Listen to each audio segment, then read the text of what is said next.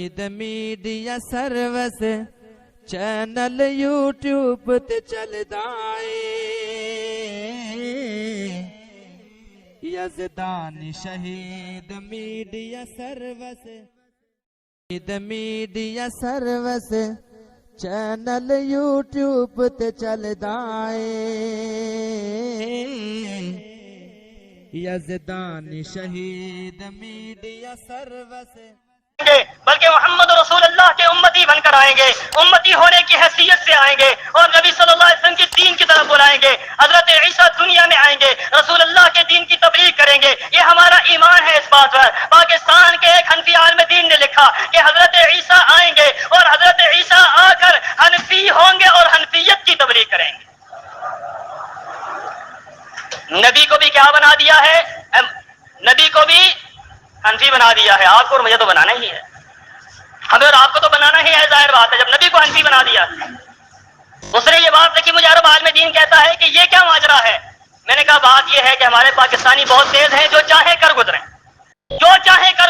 جو مزاج یار میں آئے، جو بات آئے کہہ دیتے ہیں، کوئی ایسا مسئلہ نہیں ہے۔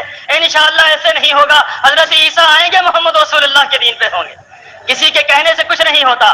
بات یہ ہے کہ یہاں پر پتہ چلتا ہے کہ ہمارے اندر کتنا تعصب بھرا ہوا ہے، ہمارے اندر کتنی گھٹن موجود ہے، ہمارے اندر کتنا حق کو دبانے کی کوشش موجود ہے۔ ہم نے نبی کو بھی امتی کا پیروکار بنا دیا، ہم نے نبی کو بھی حنفی بنا دیا۔ وہ نبی جو صاحب شریعت تھا، وہ نبی جو صاحب کتاب تھا، وہ نبی جو اولو العزم پیغمبر تھا۔ رسول اللہ صلی اللہ علیہ وسلم نے فرمایا، حضرت موسیٰ علیہ السلام کی کتاب ہے، حضرت عمر رضی اللہ تعالیٰ عنہ جیسی شخصیت ہے، اور حضرت عمر کیا پڑھ رہے ہیں؟ تورات پڑھ رہے ہیں۔ مولانا ایسی بات کیا ہے؟ تورات پڑھ رہے ہیں، تورات۔ اللہ کے رسول نے دیکھا، اللہ کے رسول کا چہرہ مبارک سرخ ہو گیا۔ حدیث کے الفاظ ہے، آپ کا چہرہ مبارک سرخ ہو گیا۔ حضرت ابوبکر صدیق نے دیکھا تو فرمایا، اما تری وجہ رسول اللہ صلی اللہ علیہ وسلم یا عمر ثقلت امک یا عمر، اے عمر تیری ماں تجھے گھوم پائے۔ رسول اللہ کے چہرے کی طرف نہیں دیکھتا، رسول اللہ کا چہرہ دیکھ۔ حضرت عمر جیسی شخصیت اللہ کے رسول کا چہرہ دیکھتی ہے، چہرے کی تاب نہیں لا سکتے، غصے کی تاب نہیں لا سکتے، فوری طور پر یہ اعلان کرتے ہیں، رضیت باللہ ربا وبالاسلام دینا وبمحمد نبیا۔ میں اللہ کو رب ماننے پہ راضی، میں رسول اللہ کو نبی ماننے پہ راضی، میں دین اسلام کو دین ماننے پہ راضی۔ اللہ کے رسول میں راضی ہو چکا۔ اللہ کے رسول نے فرمایا، اے عمر تم میرے ہوتے ہوئے تورات کو پڑھ رہے ہو، میرے ہوتے ہوئے اگر موسیٰ آ جاتے، اگر موسیٰ بھی آج زندہ ہوتے، تم مجھے چھوڑ کر موسیٰ کی پیروی کرتے تو تم سیدھے راہ سے گمراہ ہو جاتے، تم سیدھے راہ سے بھٹک جاتے۔ خدا کی قسم ہے، پھر میں یہ اعلان کرتا ہوں، اگر محمد رسول اللہ کو چھوڑ کر حضرت موسیٰ کو ماننا گمراہی ہے، محمد رسول اللہ کو چھوڑ کر حضرت عیسیٰ کو ماننا گمراہی ہے، محمد رسول اللہ کو چھوڑ کر حضرت داؤد کو ماننا گمراہی ہے، تو خدا کی قسم ہے محمد رسول اللہ کو چھوڑ کر امام ابو حنیفہ کو ماننا سب سے بڑی گمراہی۔ اس سے بڑی گمراہی کوئی نہیں ہے کہ اللہ کے رسول صلی اللہ علیہ وسلم کو چھوڑ کر آج کوئی اپنے آپ کو عیسائی کہلوائے تو محمد رسول اللہ سے کوئی رشتہ ہو سکتا ہے؟ کوئی یہودا نبی کی طرف اپنی نسبت کر کے یہودی کہلائے تو اللہ کے رسول سے کوئی تعلق ہو سکتا ہے؟ جو محمد رسول اللہ کا کلمہ پڑھ کر محمدی نہ کہلوائے، حنفی کہلائے، اس کا کوئی رشتہ ہو سکتا ہے؟ خدا کی قسم ہے، کیسے ہو سکتا ہے؟ صحابہ تو محمدی تھے، صحابہ محمدی تھے، تابعین محمدی تھے، تبع تابعین محمدی تھے، ائمہ کرام محمدی تھے، محدثین کرام محمدی تھے، یہ سارے کے سارے محمدی تھے۔ میرا ایمان ہے یہ سارے جنتی ہے۔ دنیا کے لوگوں تم بھی یہ بات سن لو، جس نے جنت میں جانا ہے محمدی بن جائے، محمد رسول اللہ جنت کا دروازہ کھلوائیں گے، اللہ جنت کے اندر ساتھ نصیب فرما دیں گے۔ میرے بھائیو، جنت اسی راستے کے اندر ہے، اور کسی راستے کے اندر جنت موجود نہیں ہے، اور کسی راستے پر آپ کو جنت مل نہیں سکتی۔ رسول اللہ صلی اللہ علیہ وسلم کے راستے پر چل کر، قرآن و حدیث پہ چل کر آپ کو جنت حاصل ہو سکتی ہے۔ پھر میرے بھائیوں، میں اپنی بات کو آگے بڑھاتا ہوں، اپنی بات کو اختتام کی طرف لے جانا چاہتا ہوں۔ اس کے بعد میں اہل حدیث ہو گیا۔ اہل حدیث ہو جانے کے بعد جو مجھ پر تکالیف آئیں، اللہ کی قسم ہے وہ الگ داستان ہے، جو پریشانیاں آئیں وہ الگ داستان ہے۔ یہ دین حق کی دلیل ہوا کرتے ہیں، پریشانی اور مصائب آئے کرتے ہیں۔ اگر دین حق اپنانے کے بعد پریشانیاں نہ آئیں تو بلال حبشی کو بندہ کیا جواب دے گا؟ بلال نے جو تکلیفیں اٹھائی ہیں، صہیب نے جو تکلیفیں اٹھائی ہیں، خدا کی قسم ہے آج آپ سچا دین اپنا لیں، آج آپ سچی توحید اپنا لیں، آج ہی لوگ آپ کو گمراہ کہنا شروع کر دیں۔ آج لوگ گالیاں دینی شروع کر دیں گے. پھر میں نے اپنے خاندان کے اندر تبلیغ کی. اپنے خاندان کے اندر پہلا اہل حدیث تھا. اپنے خاندان کے اندر پہلا اہل حدیث تھا. اللہ کے فضل و کرم سے تحدیث بن نعمت کے طور پہ کہتا ہوں, اللہ کے فضل و کرم سے, اللہ کی اس تائید کو مد نظر رکھتے ہوئے کہتا ہوں, جو اللہ نے مجھ جیسے ناکارہ کے ساتھ کی ہے. میرے وہ بھائی جو اقتباس کے اندر میری مخالفت کر کے مجھے گھر سے نکال رہے تھے, ایک وہ وقت آیا اللہ کے فضل و کرم سے وہ بھی اہل حدیث ہو گئے. وہ بھی اہل حدیث کی, اور آج آزاد کشمیر کے اندر گڑی دوپٹہ میں مسجد اہل حدیث کے خطیب بن چکے ہیں. اللہ کے فضل و کرم سے, اللہ کا احسان ہے. اور میرے بھائیوں, ایک اور خوشخبری, ایک اور بات جو میں نے اس مسئلے کے اندر دیکھی کہ حق بڑا جلدی پھیلتا ہے, بہت جلدی حق کی شاخیں نکلتی ہیں, حق بہت جلدی اپنے اثرات مرتب کرتا ہے. پھر ایک وہ وقت آیا, آج وہ وقت ہے, آج وہ وقت ہے کہ اس خاندان کے اندر آج سے 10 سال پہلے میں اکیلا اہل حدیث تھا. اہل حدیثوں خوش ہو جاؤ, آج انور شاہ کشمیری کے خاندان کے اندر 30 گھرانے الحمدللہ اہل حدیث ہو چکے ہیں.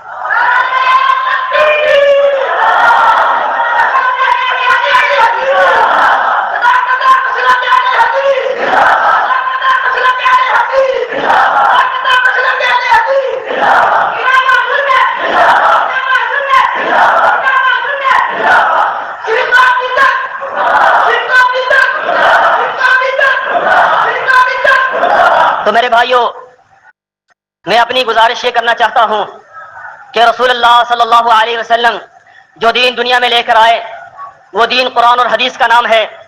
اور آپ نے دیکھا کہ قرآن اور حدیث کس انداز سے اپنے اثرات دکھاتا ہے, قرآن و حدیث کس انداز سے پھیلتا ہے, اور قرآن و حدیث کو کوئی دنیا کی طاقت پھیلنے سے نہیں روک سکتی. ایک وہ وقت آئے گا انشاءاللہ, علامہ احسان الہی ظہیر شہید رحمۃ اللہ علیہ کے جو کلمات مجھے یاد ہیں, آپ نے فرمایا ایک وقت آئے گا کہ پاکستان کے اندر اگر جھنڈا لہرائے گا تو اہل حدیث کا لہرائے گا انشاءاللہ.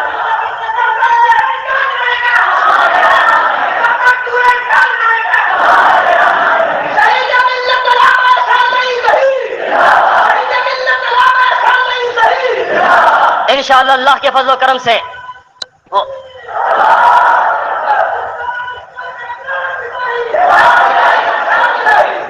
میری بھائیوں سے گزارش ہے کہ نعروں میں کافی وقت ضائع ہو جاتا ہے, چند باتیں ضروری جو ہے وہ اپنے ہم آپ سے کر رہے ہیں. انشاءاللہ نعرے پھر ماریں گے, کافی سارے نعرے ماریں گے انشاءاللہ. سب سے بڑا نعرہ سب کے لیے یہی ہے جو رسول اللہ کا نعرہ تھا, جو صحابہ کا نعرہ تھا, جو تابعین کا نعرہ تھا. رسول اللہ کا نعرہ کیا تھا؟ اللہ اکبر, نعرہ تکبیر, اللہ اکبر, یہ رسول اللہ کا نعرہ تھا. اور حضرت علی کا نعرہ یہی تھا. نعرہ حیدری کیا تھا؟ اللہ اکبر. نعرہ حیدری کیا تھا؟ اللہ اکبر. نعرہ رسالت کیا تھا؟ اللہ اکبر. رسول اللہ کا نعرہ بھی اللہ اکبر تھا, حضرت علی کا نعرہ بھی اللہ اکبر تھا. واقعی میں اللہ اکبر, اللہ سے بڑا کوئی بھی نہیں. وہ اللہ سب سے بڑا ہے جس اللہ نے ہمیں حق سمجھا دیا ہے.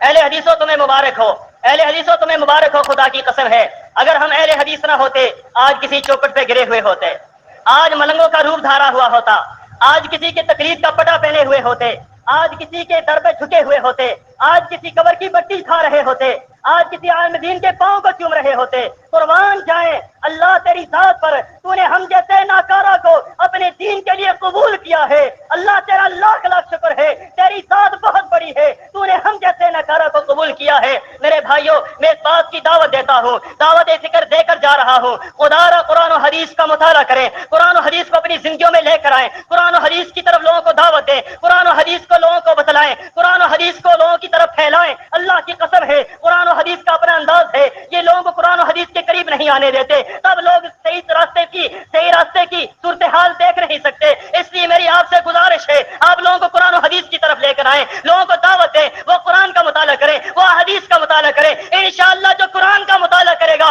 اس کی توحید پکی ہوگی, جو حدیث کا مطالعہ کرے گا اس کی نماز اور اس کی زندگی پکی ہوگی. جو قرآن و حدیث دونوں چیزوں کا مطالعہ کرے گا انشاءاللہ وہ اہل حدیث بن جائے گا. وآخر دعوانا الحمدللہ رب العالمین. تمام احباب تشریف رکھیں. مرکز جمعیت اہل حدیث شہر گوجرانوالہ کے امیر شیخ الحدیث و تفسیر استاد العلماء مناظر اسلام مفتی جماعت حضرت مولانا حافظ محمد امین حافظہ اللہ تشریف لا چکے ہیں. انشاءاللہ الرحمن ان کا بھی مختصر خطاب ہوگا, اور جو احباب سوال کرنا چاہیں وہ تحریری طور پر سوال کریں، انشاءاللہ الرحمن ہر سوال کا جواب دیا جائے گا۔ تمام احباب چند منٹ تشریف رکھیں۔ حضرت حافظ محمد امین صاحب حافظہ اللہ تشریف لا چکے ہیں، شیخ الحدیث و تفسیر، استاد العلماء، مناظر اسلام، مفتی جماعت، امیر مرکزی جمعیت اہل حدیث شہر گجرانوالہ، حضرت حافظ محمد امین حافظہ اللہ کا مختصر خطاب ہوگا، اس کے بعد تمام سوالات کے جواب دیے جائیں۔ اچھا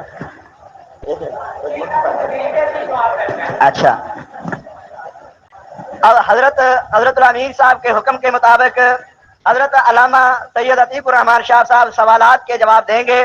کسی بھائی نے کسی قسم کا کوئی سوال کرنا ہے تو وہ تحریری طور پر کرے، انشاءاللہ ہر سوال کا جواب دے گا، لیکن وہ موضوع کے متعلقہ ہو، غیر موضوع کے متعلقہ سوال کا جواب نہیں دیا جائے گا۔ یہ کسی بھائی نے لکھا ہے کہ حضرت امام بخاری رحمۃ اللہ علیہ بھی فقہ والے تھے۔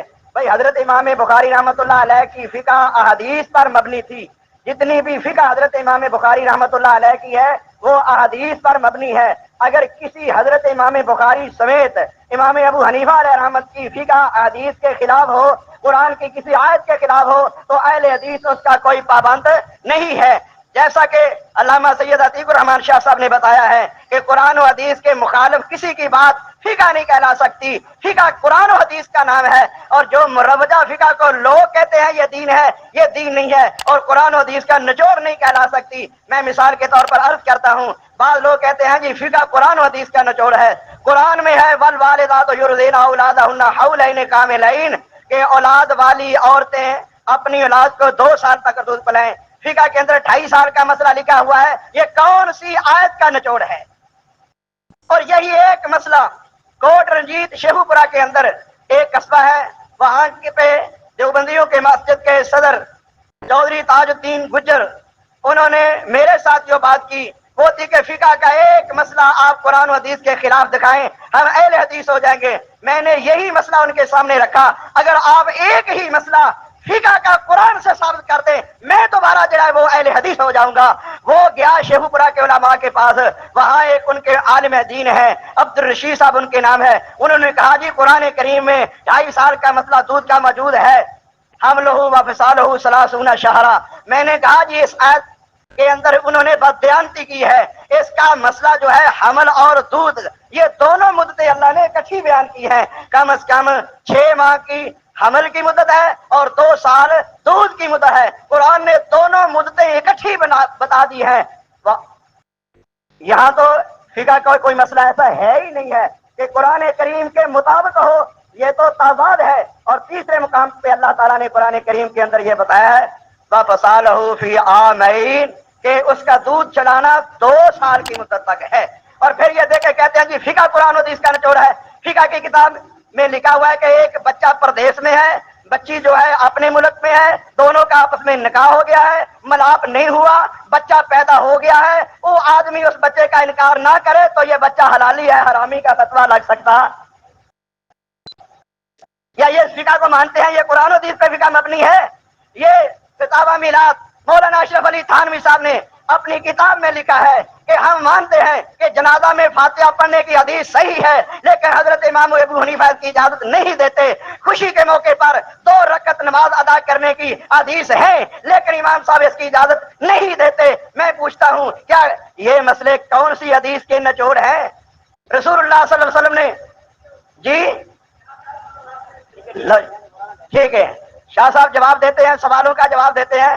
میں اس بات کی وضاحت کرنا چاہتا تھا، ٹھیک ہے۔ ایک مسئلہ اور، شوال کے 6 روزے صحیح مسلم میں موجود ہیں، رسول اللہ صلی اللہ علیہ وسلم سے ثابت ہیں، اور حضرت امام ابو حنیفہ ان کو مکروہ کہتے ہیں۔ یہ کون سی حدیث اور آیت کا نچوڑ ہے؟ اب سوالوں کا جواب دیتے ہیں حضرت علامہ سید عتیق الرحمان شاہ صاحب محمد۔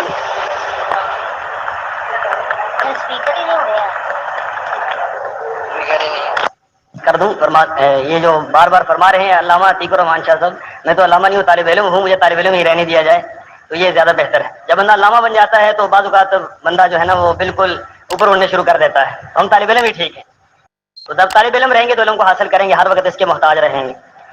ایک میرے بھائی نے سوال کیا ہے، محترم مولانا کیا آپ مولانا انور شاہ کشمیری کے سگے پوتے ہیں؟ یہ سوال ایسا ہی ہے جیسا بندہ یہ کہے جی یہ میرے والد ہیں، تو بندہ پوچھے آپ کے سگے والد ہیں؟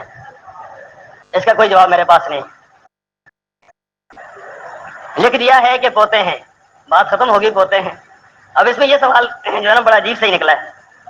اپنی خط و کتابت کا ایڈریس مرحمت فرمائیں. میں واہ کینٹ مرکزی جامع مسجد اہل حدیث لائق علی چوک واہ کینٹ ضلع راولپنڈی کے اندر مرکزی جامع مسجد اہل حدیث لائق علی چوک واہ کینٹ. میرا فون نمبر 536397 کوڈ نمبر 0596. میرا موبائل نمبر 0300517795. میرے بھائی امید ہے جس نے یہ سوال لکھا ہوگا اس نے میرے ساری چیزیں نوٹ کر لی ہوں گی. میں اللہ کے فضل و کرم سے وہاں پر موجود ہوں اور عرصہ 8 سال سے وہاں پر خدمت کر رہا ہوں. یہ بھی اپنا ایک سوال ہے. یوں لگتا ہے جیسے امت پر محمدیت نہیں حنفیت نازل ہوئی ہے. امت کیا کھو رہی ہے، کیا پا رہی ہے؟ بھائی بات یہ ہے کہ امت نے یہی کھویا ہے، یہی پایا ہے کہ ہم نے جب سے یہ فرقے پیدا ہوئے امت ٹکڑوں ٹکڑوں میں بٹ گئی. جو حنفی ہے وہ کہتا ہے شافعی غلط ہیں، جو شافعی ہے وہ کہتا ہے حنفی غلط ہیں. اور یہاں پر یہ بات بڑی عجیب سی، آپ کو ایک بات بتلاؤں کہ مجھے یہ بھی بتلایا گیا کہ چاروں امام برحق ہیں. تو ساتھ ساتھ یہ بھی بات جو سمجھ آئی کہ چاروں امام برحق ہیں. چلے جی برحق ہیں، برحق کا مطلب یہ ہے چاروں حق پہ ہیں. اب میں نے وہاں پر یہ پوچھا، میں نے کہا مولانا شرح وقایہ سامنے پڑی ہوئی تھی، وہاں مائع مستعمل کا مسئلہ وہاں پر تھا. تو مائع مستعمل میں چاروں اماموں کا اختلاف ہے. ایک امام کہتا ہے طاہر ہے، دوسرا کہتا ہے طاہر بھی ہے مطہر بھی ہے، تیسرا کہتا ہے نہ طاہر ہے نہ مطہر ہے. چاروں اماموں کے الگ الگ مسئلے ہیں وہاں پر. تو میں نے وہاں مولانا سے یہ پوچھا، میں نے کہا یہ بتلائیں کہ یہ چاروں امام جو ہیں مختلف باتیں کہہ رہے ہیں. ایک کہتا ہے یہ ٹھیک ہے، دوسرا کہتا ہے نہیں ٹھیک، تیسرا کچھ اور کہہ رہا ہے، چوتھا کچھ اور کہہ رہا ہے. اور آپ کہتے ہیں چاروں حق پہ ہیں. تو اب اگر چاروں حق پہ ہیں تو ان میں سے کس کی بات کو مانا جائے؟ تو کہنے لگے، میں نے ان سے یہ کہا، میں نے کہا جیسے یہ میرے سامنے آپ دیکھ لیں، یہ مثال یوں سمجھ لیں یہ سامنے لاؤڈ اسپیکر ہے. ایک بندہ یہ کہتا ہے یہ لاؤڈ اسپیکر ہے، دوسرا کہتا ہے نہیں یہ پکھا ہے، تیسرا کہتا ہے نہیں یہ ٹیپ ہے، دوسرا کہتا ہے نہیں دری ہے. تو بات کس کی ٹھیک ہوگی؟ ایک ہی ٹھیک ہوگی، چاروں تو برحق نہیں ہو سکتے. بندہ کہے جی چاروں ہی ٹھیک کہتے ہیں تو معلوم یہ ہوگا کہ اس کا کوئی دماغی جو معاملہ ہے یہ خراب ہے. تو یہ جو بات کہی جاتی ہے یہ چاروں مسلک برحق ہے، حالانکہ چاروں مسلوں میں زمین و آسمان کے اختلاف ہے. چاروں مسالک کے اندر مولانا تشریف فرما ہے، ابھی بتلا رہے تھے زمین و آسمان کا اختلاف ہے. حنفیوں کو آپ اگر دیکھیں تو حنفیوں کے نزدیک شافعی کسی کی نماز نہیں ہوتی. کیسے نہیں ہوتی؟ کہ جو بندہ امام ابو حنیفہ رحمۃ اللہ علیہ کے نزدیک، جو بندہ حنفیوں کے نزدیک جو بندہ امام کے پیچھے سورہ فاتحہ پڑھتا ہے اس کی نماز نہیں ہوتی.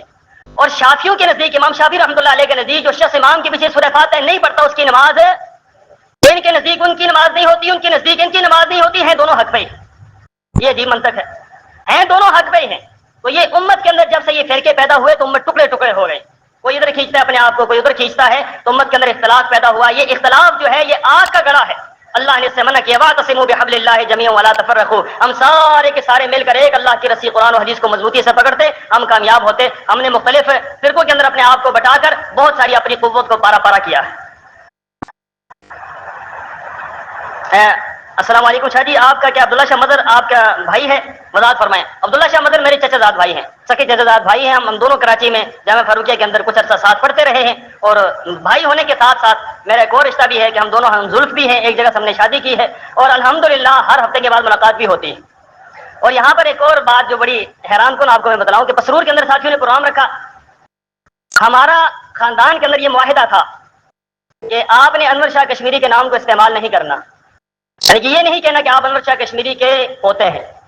میں نے وہاں پر یہ بات کہی تھی، میں نے کہا ٹھیک ہے، کیونکہ اگر میں کہوں گا میں انور شاہ کشمیری کا پوتا ہوں تو شاہ صاحب بدنام ہوگی کہ ان کا پوتا جو ہے وہ اہل حدیث ہو گیا ہے. تو میں نے کہا کہ پھر میرا بھی ایک سوال ہے، میرا بھی ایک آپ سے ایک معاہدہ ہے. وہ کیا ہے کہ میں نے یہ کہا کہ بھئی آپ اپنے آپ کو بھی نہیں کہیں گے کہ آپ انور شاہ کشمیری کے پوتے ہیں. یہ میرا طے ہو گیا، نہ آپ نے کہنا ہے نہ میں نے کہنا ہے. الحمدللہ اللہ کے فضل و کرم سے اہل حدیث اپنی بات میں پکے ہوتے ہیں. میں نے ابتدا نہیں کی، ابتدا انہوں نے کرنی شروع کر. جہاں پر عبداللہ شاہ مدر صاحب جاتے وہاں پر وہ عبداللہ شاہ مدر کے ساتھ لکھا ہوتا نواسہ حضرت انور شاہ کشمیری، پوتا حضرت انور شاہ کشمیری، یہ لکھا ہوتا تھا جگہ جگہ پر. جب انہوں نے لکھنا شروع کیا تو میں نے انہیں باقاعدہ بتلا کر کہ حضرت آپ نے معاہدے کی خلاف ورزی کی ہے، آپ نے لکھنا شروع کر دیا ہے، اب بندہ ناچیز بھی لکھنا شروع کر دے گا. تو وہاں پسرور کے اندر ساتھیوں نے پروگرام رکھا تو وہاں پر عبداللہ شاہ مدر صاحب بھی وہاں پر موجود تھے. اثر کے بعد میرا پروگرام تھا، مغرب کے بعد دوستوں نے ان کا پروگرام رکھ دیا وہاں پر حنفی حضرات نے. تو وہاں کے جو حنفی حضرات تھے انہیں یہ اعتراض تھا کہ یہ انور شاہ کشمیری کے پوتے نہیں ہے، ویسے جھوٹ ہی ہے سارا کا سارا. میں نے کہا اب اس بات کا کوئی یقین دلانے کا کوئی طریقہ کار تو ہے کوئی نہیں. بھائی ہم دیکھو بسترے کے اندر چھپ کر تو بات کر رہے نہیں کہ بسترے کے اندر منہ میں چھپا کر بات کر رہا ہوں. وہاں کے سارے حنفی جانتے ہیں واکنڈ کے، اور واکنڈ کے حنفی مجھے اکثر یہ بات کہتے ہیں شاہ صاحب خدا کا واسطہ بریلوی کو جتنے مرضی ہے جو کہنا ہے کہہ دیں، شیعوں کو جتنا مرضی ہے کہنا ہے کہہ دیں، مرزائیوں کو جو مرضی ہے کہنا ہے کہہ دیں، خدا اور اپنی توب کا رخ دیوبندیوں کی طرف نہیں کیجیے گا. یہ وہاں کے حنفی حضرات کہتے ہیں کہ آپ نے ہماری طرف رخ نہیں کرنا. تو بہرحال وہاں کا ایک نظام چل رہا ہے, ہم چلا رہے ہیں. تو وہاں پر سرور کے اندر جب پروگرام ہوا تو وہاں کے دیوبندی ساتھی یہ کہتے تھے کہ یہ شاہ صاحب کے رشتہ دار نہیں, ویسے جھوٹ ہے. تو وہاں پر جب عبداللہ شاہ مظہر صاحب سے پوچھا گیا تو شاہ صاحب نے یہ بات کہی, کہنے لگے کہ بات یہ ہے یار وہ ہمارے پوتے ہی ہیں, ہمارے رشتہ دار ہی ہیں, میرے چچا زاد بھائی ہیں, لیکن ان قارون کان من قوم موسیٰ فبغى علیہم. قارون بھی حضرت موسیٰ کی قوم سے تھا. تو یہ وہاں اہل حدیث کو کیا کرائے کہ جی وہ جیسے قارون گمراہ ہو گیا ایسے یہ بھی جو ہے ہماری قوم سے باہر نکل گئے. تو جب میرے پاس آئے وہاں پر وہاں کینٹ پہ, تو میں نے کہا مولانا آپ مجھے قارون بنا کر آئے ہیں, تو اب قارون کے گھر کیا لینے کے لیے آئے ہیں آپ؟ تو فرمانے لگے یار بات یہ ہے کہ اب اتنا زیادہ یہ مسئلہ اچھل چکا ہے کہ ہمیں حنفی پکڑ پڑ کے کہتے ہیں کہ بتلاؤ کہ یہ تم انور شاہ کشمیری کے خاندان کے اندر یہ کیا مصیبت آ گئی ہے کہ لوگ اہل حدیث ہوتے جا رہے ہیں. تو بات یہ ہے میرے بھائیو, یہ حق کی علامت ہے. تو وہ میرے چچا زاد بھائی ہے, الحمدللہ ہماری آپس میں کافی گہری تعلق ہے. 4 اماموں نے اپنی زندگی میں رفع دین کیے. رفع دین یا آمین کہی ہے یا نہیں کہی, میرے بھائی چاروں اماموں کی بات نہیں ہے. بات یہ ہے کہ محمد رسول اللہ صلی اللہ علیہ وسلم کی حدیث دیکھیں کہ حدیث کے اندر رفع دین موجود ہے یا کہ نہیں. یہی بات ہم آپ کو کہنا چاہتے ہیں کہ آپ ائمہ کرام سے آگے جائیں. جہاں پر قرآن نے کہا ہے کہ اس کو مانو, حدیث نے کہا ہے اس کو مانو. حدیث اور قرآن نے یہ نہیں کہا کہ آپ اماموں کو مانو, بلکہ یہ کہا ہے قرآن اور حدیث کو مانو. تو ہمیں قرآن و حدیث سے لینا چاہیے کہ اللہ کے رسول نے رفع دین کی ہے, اللہ کے رسول نے آمین کہی ہے, بس. اگر اللہ کے رسول نے کی ہے, پوری کائنات نہیں کہتی, تو ہمیں کرنا چاہیے. اگر اللہ کے رسول نے نہیں کیا, پوری کائنات کرنی شروع کر دے, تو ہمیں نہیں کرنا چاہیے. تو ہمیں اللہ کے رسول کا عمل دیکھنا چاہیے, ائمہ کا عمل نہیں دیکھنا چاہیے. کیا یہ بات 100% درست ہے کہ مسلک دیوبند والے اور دیگر مسلک والے عقیدہ وحدت وجود کا نمبردار ہیں؟ کیونکہ آپ بھی جانتے ہوں گے, آپ کا مسلک, آپ کا تعلق کسی مسلک سے ہے. ہاں میرے بھائی, یہ جو احناف حضرات میں سے دیوبندی حضرات ہیں, ہم تو یہ سمجھتے رہے پہلے کہ یہ جو بریلوی حضرات ہیں یہ وحدت الوجود, شرک, بدعت, وسیلہ, ان چیزوں کے قائل ہیں. آپ حیران ہو گے یہ بات سن کر کہ جتنی باتوں کے وہ قائل ہیں اتنی ہی باتوں کے یہ قائل ہیں. وحدت الوجود کے بھی قائل ہیں, وحدت الشہود کی بھی قائل ہیں, وسیلے کے بھی قائل ہیں, نبی صلی اللہ علیہ وسلم کے آنے کے بھی قائل ہیں. اور سب سے بڑی بات یہ کہ باقاعدہ تاریخ دیوبند کے اندر یہ بات لکھی ہے کہ مولانا جنہوں نے وہاں پر اس کی بنیاد رکھی, مولانا محمود الحسن صاحب, وہ فرمانے لگے کہ میں بنیاد کے لیے پریشان تھا کہ بنیاد کہاں رکھوں, دارالعلوم دیوبند کی بنیاد کہاں رکھوں. تو رات کو خواب میں اللہ کے رسول آئے, تو اللہ کے رسول نے مجھے باقاعدہ نشان بتلایا, نشان لگایا کہ یہاں پر تم نے دارالعلوم دیوبند کی بنیاد رکھنی ہے. تو صبح جب میں اٹھا تو وہاں پر باقاعدہ نشان لگا ہوا تھا. وہ کہتے ہیں کہ حاضر و ناظر ہیں, آتے ہیں تو یہ کہتے ہیں کہ باقاعدہ جسم کو ساتھ لے کر آ جاتے ہیں. تو بات یہ ہے میرے بھائیو, یہ ساری باتوں کے قائل ہیں. صرف اوپر سے یہ ہے کہ توحید ہے, یہ ہے, وہ ہے, یہ ہمیں دھوکہ دینے کے لیے ہے. اندرون خانہ معاملہ ان کا ان سے زیادہ خراب. ہر چیز کے یہ قائل ہے, جس چیز کے بریلوی قائل ہے اسی چیز کے یہ بھی قائل ہے. کہ اہل حدیث والوں کے پاس انوکھا دین اسلام ہے جو اہل سنت والجماعت حنفی بریلوی کے پاس نہ تھا. یہ بھی تمام لوگ اتباع سنت کی بات کرتے ہیں. بھائی اتباع سنت کی تو سب بات کرتے ہیں, کون اتباع سنت کی بات نہیں کرتا؟ لیکن جو اتباع سنت کی بات کرتا ہو پھر حنفی کیسے ہو سکتا ہے؟ جو کہتا ہوں میں سنت کا پیروکار ہوں, میں اہل سنت والجماعت ہوں, میں قرآن و حدیث کو مانتا ہوں, تو پھر وہ حنفی کہاں سے بن سکتا ہے؟ حنفی ہونا اور چیز ہے, قرآن و سنت کی اتباع ہونا اور چیز ہے. جو کہے گا میں قرآن و حدیث کا متبع ہوں, وہ حنفی اپنے آپ کو نہیں کہہ سکتا. جو اپنے آپ کو حنفی کہتا ہے وہ قرآن و حدیث اپنے آپ کو ہٹائے گا, کیونکہ یہ بالکل ڈفرینٹ چیزیں ہیں, بالکل مختلف چیزیں ہیں. اس وجہ سے میرے بھائیوں, حقیقی اسلام قرآن و حدیث ہے, اس کے علاوہ کوئی چیز اسلام کا نام نہیں. اگر واقعی رفع دین نبی صلی اللہ علیہ وسلم کی عظیم سنت ہے اور دیگر صحابہ کرام سے ثابت بھی ہے, تو باقی مسلک والے اس سے کیوں محروم ہیں؟ جیسا کہ آپ کے دادا بھی, اور میں نے عرض کر دیا کہ میرے دادا کو تو آپ چھوڑ دیں, تو باقی بات چلائیں. باقی مسلک والے کون سے محروم ہیں ہمیں اس کے بارے میں کوئی پتہ نہیں. اللہ کے رسول صلی اللہ علیہ وسلم کی حدیث ہے, ہمارا ایمان ہے. امام شافعی رحمۃ اللہ علیہ, امام مالک رحمۃ اللہ علیہ, امام احمد حنبل رحمۃ اللہ علیہ, سارے رفع دین کیا کرتے تھے اور صحابہ کرام سے رفع دین ثابت ہے. سب سے بڑی بات محمد رسول اللہ صلی اللہ علیہ وسلم سے جو چیز ثابت ہے, بس ہمیں ان کو دیکھنا ہے اور کسی کو نہیں دیکھنا. کوئی کرتا تھا نہیں کرتا تھا, جو محروم ہو گیا وہ کیوں محروم ہو گیا, جو محروم ہوا اللہ نے اس کو محروم کر دیا, جو نہیں محروم ہوا اس پر اللہ نے اپنا فضل کر دیا. بات سیدھی سادی تھی. کیا آپ کو معلوم ہے کہ اہل حدیث مسلک میں آج تک کوئی ولی بھی نہیں ہوا؟ سبحان اللہ. اب آپ ہی ہمیں بتائیں کہ ہم کیا بتائیں. اللہ اکبر. اور آپ بھاگ کر اس میں شامل ہوئے, میں بھاگ کر ہی میں آہستہ آہستہ شامل ہوا ہوں. یار یہ کن دلائل کی روشنی آپ نے مرد ذیل عقیدے کو بدلا؟ سورہ فاتحہ امام کے پیچھے رفع دین مقلد امام حنیفہ, تاکہ ہم بھی اہل حدیث ہو جائیں. میرے بھائیو, سیدھی سادی سی بات کہ تقلید کا معاملہ بڑا خوفناک ہے, سب سے زیادہ تقلید کا معاملہ. کہ رسول اللہ صلی اللہ علیہ وسلم کو چھوڑ کر ائمہ کرام کو ماننا اور اپنے آپ کو حنفی کہنا, شافعی کہنا, مالکی کہنا, حنبلی کہنا, یہ سب سے بڑا ظلم ہے. یہ سب سے بڑا ظلم ہے. اللہ کے رسول صلی اللہ علیہ وسلم کی نسبت کو چھوڑ کر, اللہ کے رسول کو ہم چھوڑ کر جب اپنے آپ کو ائمہ کی طرف منسوب کرتے ہیں, تو یہ سب سے بڑا ظلم اور سب سے بڑی یہیں سے بات نکلتی ہے. یہ امین بالجہر فاتح خلف الامام, یہ بات کی باتیں ہیں. پہلی بات یہ ہے کہ اللہ کے رسول صلی اللہ علیہ وسلم کو ہم کس بنیاد پر چھوڑ رہے ہیں کہ اللہ کے رسول ہمیں مکمل دین چھوڑ کر نہیں گئے. کہتے ہیں جی کہ فقہ نے دین جو ہے, فقہ کے اندر پورا دین ہے. فقہ کے اندر کیا ہے؟ پورا دین ہے. تو کیا قرآن و حدیث کے اندر پورا دین نہیں ہے؟ کیا قرآن و حدیث کے اندر پورا دین نہیں ہے؟ فقہ کے اندر پورا دین آ گیا. اس کا مطلب ہے یہ نہ اللہ جانتے تھے نہ محمد رسول اللہ صلی اللہ علیہ وسلم جانتے تھے, ان کے ائمہ زیادہ جانتے تھے جنہوں نے دین کو مکمل کر لیا. اور نعوذ باللہ من ذالک ایسے ایسے مسئلے ہیں, یقین جانے کہ ہمیں حیا آتی ہے اس منبر رسول اللہ پر بیان کرنے کی. اس منبر رسول اللہ پر بیان کرتے ہوئے ہمیں حیا آتی ہے کہ ہم وہ مسائل بیان نہیں کر سکتے جو انہوں نے قرآن و حدیث کے نام پر جو ہے وہ مسائل نکالے ہیں. ہمیں حیا آتی ہے اس منبر سے ہم وہ بیان کریں. بہرحال میرے بھائیوں, سب سے بڑا مسئلہ تقلید کا مسئلہ ہے. ہمارا اختلاف بنیادی اختلاف ہے. یہ لوگ دھوکہ دیتے ہیں اس بات سے کہ ہمارے فروعی مسائل میں اختلاف ہے. فروعی مسائل میں نہیں, ہمارے اصولی مسائل میں اختلاف ہے. ہمارا اختلاف انفس ایمان سے شروع ہوتا ہے. وہ ایمان کے کمی اور زیادتی کے قائل نہیں, ہم ایمان کے کمی اور زیادتی کے قائل ہیں. وہ کہتے ہیں ایمان جو ہے وہ بسیط ہے, ہم کہتے ہیں ایمان مرکب ہے. وہ کہتے ہیں ایمان ایک چیز کا نام ہے, ہم کہتے ہیں ایمان مختلف چیزوں کا نام ہے. وہ کمی اور زیادتی کے قائل نہیں, ہم کمی اور زیادتی کے قائل ہیں. اس کے بعد وہ تقلید کو واجب قرار دیتے ہیں, ہم تقلید کو حرام قرار دیتے ہیں. اس کے بعد آگے چلے تو بہت معاملہ نکلتا ہے. اس لیے میرے بھائیوں, ہمارا بنیادی اختلاف ہے ان سے. یہ بات کہنی کہ ان کے ساتھ صرف فروعی اختلاف ہے, یہ دھوکہ دینے کے لیے لوگوں کو یہ بات کی جاتی ہے. فروعی نہیں, ہمارا ان کے ساتھ اصولی اختلاف.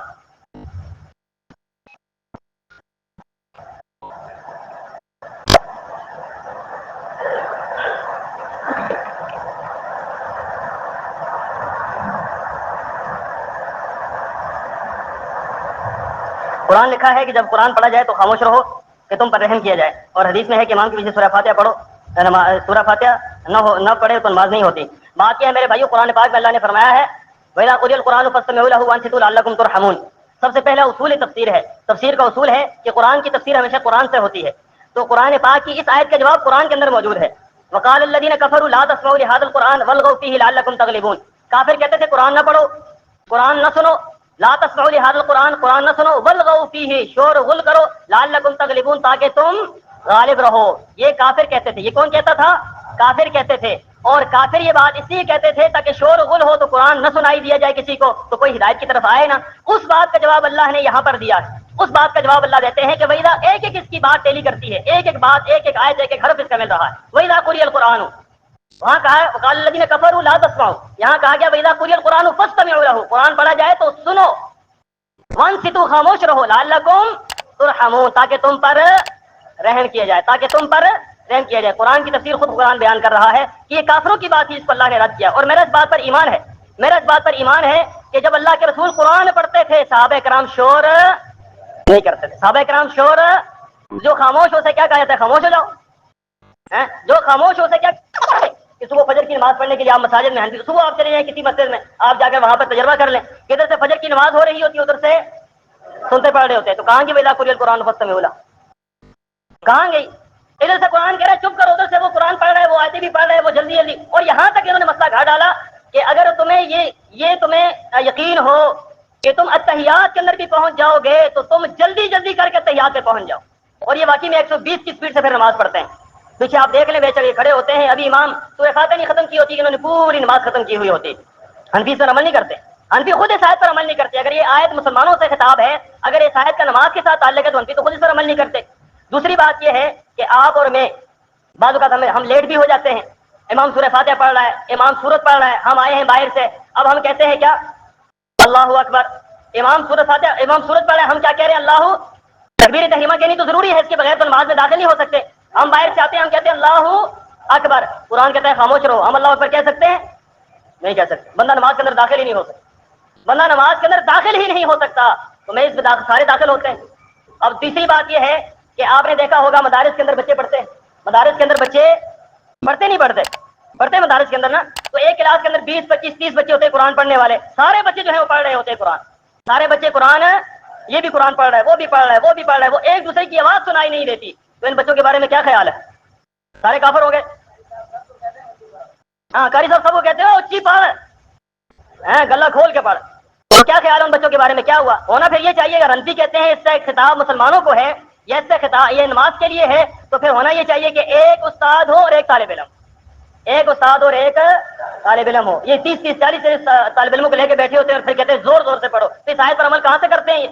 آخری بات یہ کہ جمعے کا یہاں پر لاؤڈ اسپیکر کھلے ہوتے ہیں مولانا, چلو کتنے کھلی ہوں, چلو ٹھیک ہے اللہ کرے کھلی جان, لاؤڈ اسپیکر کھلے ہوئے ہوتے ہیں, ادھر سے ایک مولوی حنفی بول رہا ہے, ادھر سے دوسرا بول رہا ہے, ادھر سے تیسرا, سب قرآن پڑھ رہے ہوتے ہیں اور سب لاؤڈ اسپیکر پہ بول رہے ہوتے ہیں. کیا ان کا بولنا سب کا جائز ہے؟ اس کا مطلب یہ ہے شہر گجرانوالہ کے اندر حنفیوں کی ایک مسجد میں جمعہ ہونا چاہیے کہ سارے اس آیت پہ عمل کر لیں. بات یہ ہے کہ ہم بھی خود اس آیت پہ عمل نہیں کرتے. تو یہ اس آیت کا صحیح مطلب یہی ہے کہ یہ آیت کفار کے بارے میں نازل ہوئی کہ کفار شور و شرابہ کرتے تھے. وہ حدیث مبارکہ لا صلاۃ لمن لم یقرأ الا بفاتحۃ الکتاب، اس کی نماز ہوتی ہی نہیں، اس کی نماز ہوتی ہی نہیں. میں نہیں کہتا زبان نبوت کہتی ہے، میں نہیں کہتا ساقی کوثر کہتے ہیں، میں نہیں کہتا شافع محشر کہتے ہیں، میں نہیں کہتا محمد رسول اللہ کہتے ہیں، میں نہیں کہتا اللہ کے رسول صلی اللہ علیہ وسلم فرما رہے ہیں کہ اس شخص کی نماز نہیں ہوتی جو سورہ فاتحہ نہیں پڑھتا. سیدھی سادی سی بات ہے، اللہ کے رسول کا فتویٰ ہے، میرا فتویٰ نہیں.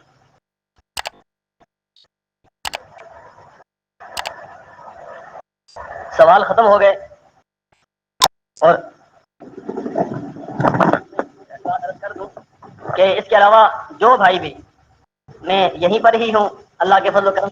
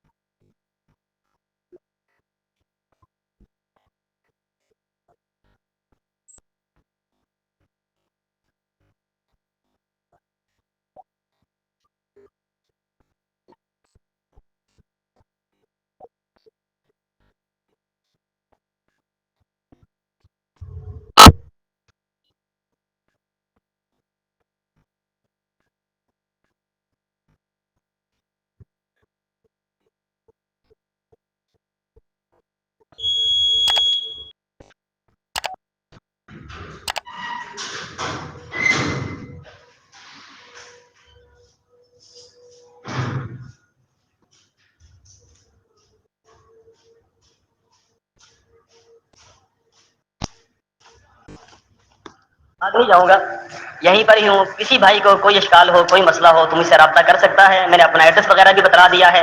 مسلک حق اہل حدیث کی یہ علامت ہے کہ مسلک اہل حدیث والے نہ چھپتے ہیں، نہ بھاگتے ہیں، نہ ڈرتے ہیں. اللہ کے فضل و کرم سے اس مسلک نے ہمیں یہی سچ بتلایا ہے اور یہی سچ ہم آپ کو بتلاتے ہیں. انشاءاللہ میں موجود ہوں. جو بھائی جس قسم کا معاملہ مجھ سے اپنا سوالات کے ذریعے کوئی اور خط و کتابت کے ذریعے کرنا چاہے تو وہ کر سکتا ہے. ایک اہم سوال ہے، اس کا جواب شیخ الحدیث و تفسیر استاد العلماء مفتی جماعت امیر مرکز جمعیت اہل حدیث شہر گجرانوالہ حضرت حافظ محمد امین حافظہ اللہ وہ اس کا جواب ارشاد فرمائیں گے. نہایت ہی مختصر جواب ہوگا، تمام احباب سن کر جائیں. آئیے حضرت صاحب. السلام علیکم ورحمۃ اللہ.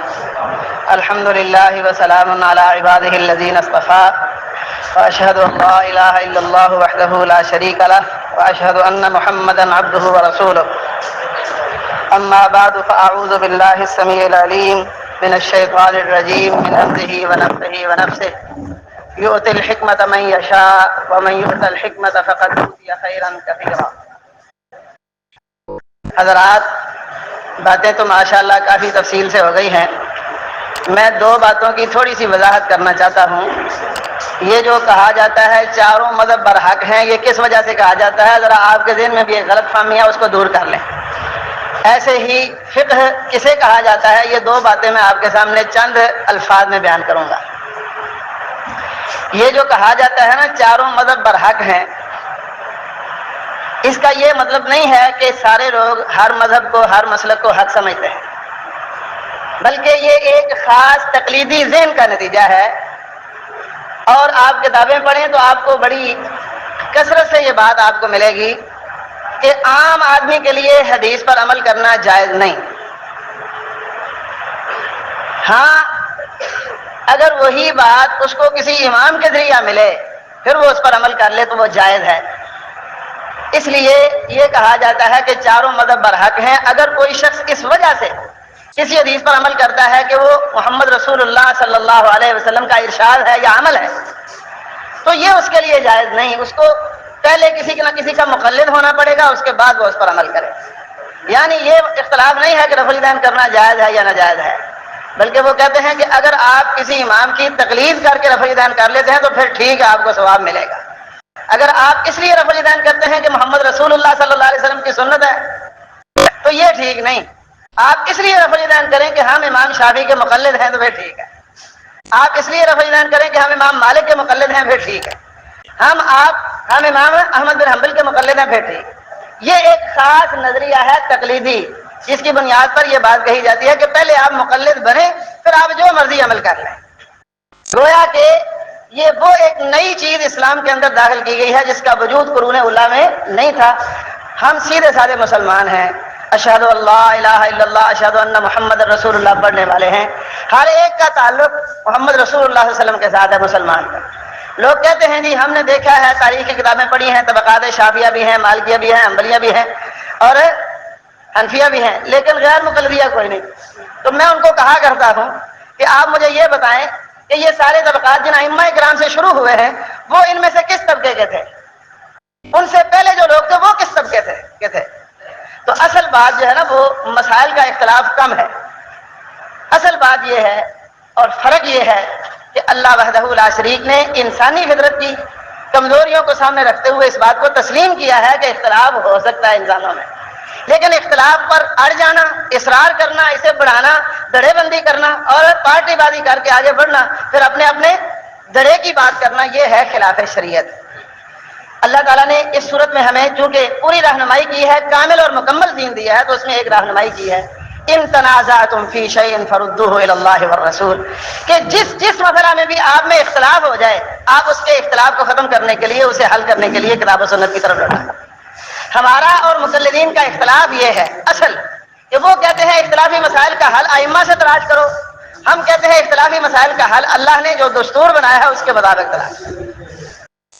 ایک جگہ پر ایک مجلس میں بات ہوئی، علماء کرام مسائل پوچھ رہے تھے، میں نے بات جواب میں کہی تو ایک آدمی کہنے لگا جی یہ تو قیاس ہے جو آپ نے بات پیش کی ہے، حنفی عالم تھے، وہ کہنے لگے یہ تو قیاس ہے، تو آپ تو قیاس کو مانتے نہیں۔ میں نے کہا بھائی آپ کو کس نے کہا ہم قیاس نہیں مانتے؟ ہم ہر صحیح بات کو مانتے ہیں، قرآن و سنت کو مانتے ہیں اور بزرگوں کا احترام کرتے ہیں اور قیاس کو بھی مانتے ہیں۔ کہتے پھر ہمارا تمہارا فرق کیا ہوا؟ میں کہا اگر ہمارا اور آپ کا فرق نہیں ہے تو پھر آپ کیوں حنفی بنے ہوئے؟ آپ پہلے بھی ہو جائیں۔ میں نے کہا ہمارا آپ کا یہ اختلاف نہیں ہے کہ قیاس کو کوئی مانتا ہے یا نہیں مانتا، ہمارا اور آپ کا بنیادی اختلاف یہ ہے کہ متنازع فی امور کو حل کیسے کیا جائے، ان کا اختلاف ختم کیسے کیا جائے۔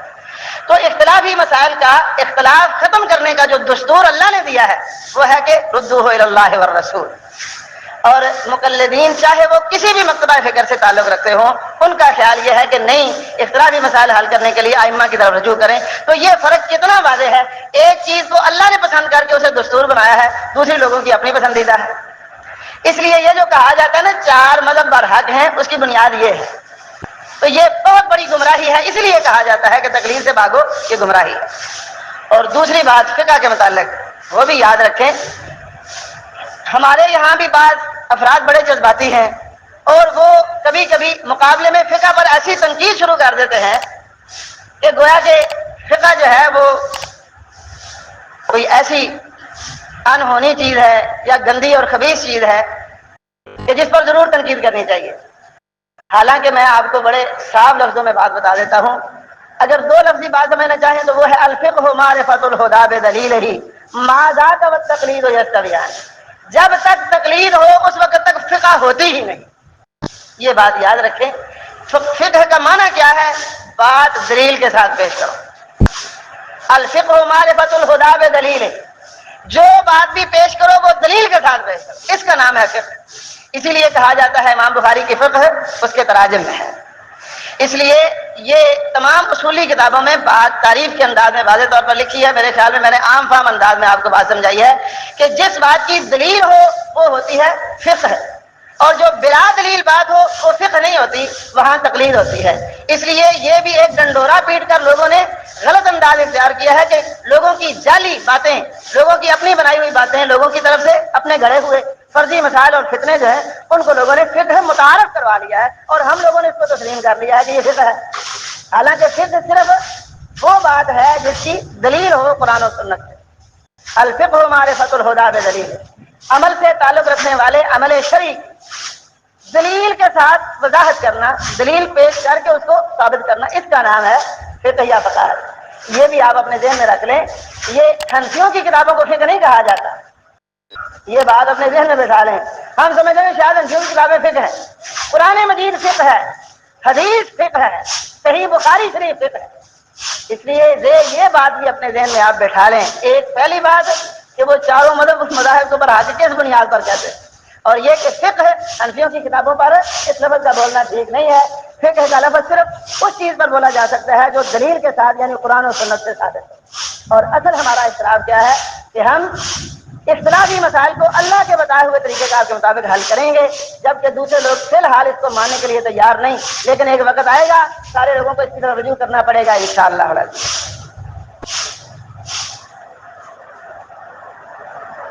جی ایک سوال ہے، قسم ہے کہ میری امت مشرک نہ ہوگی.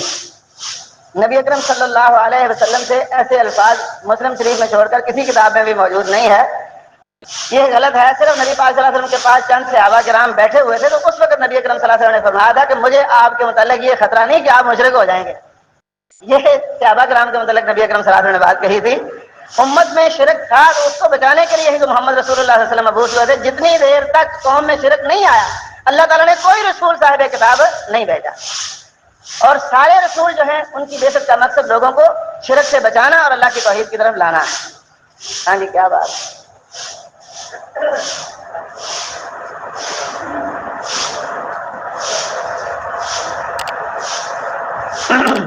یہ قسطوں کا نظام آج کل جو چل رہا ہے اس کے متعلق سوال ہے. جو نظام عام حالات میں چل رہا ہے یہ بالکل غلط ہے.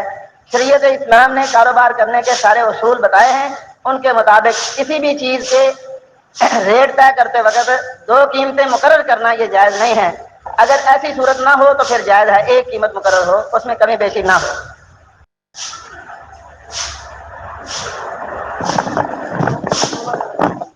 حضرات تمام آنے والے مہمانوں کا نہایت مشکور ہوں کہ جو دور دراز سے آئے ہیں اور پروگرام کو رونق بخشی ہے. میں خاص کر ان ماؤں بہنوں کے آگے مؤدبانہ گزارش کرتا ہوں کہ وہ کسی قسم کی کوئی ناراضگی محسوس نہ کریں.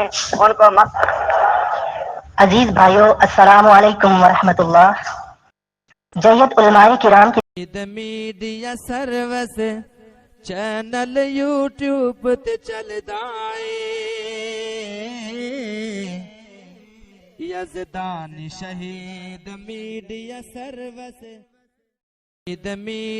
سروس چینل یوٹیوب تے چلدا اے یزدان شہید میڈیا سروس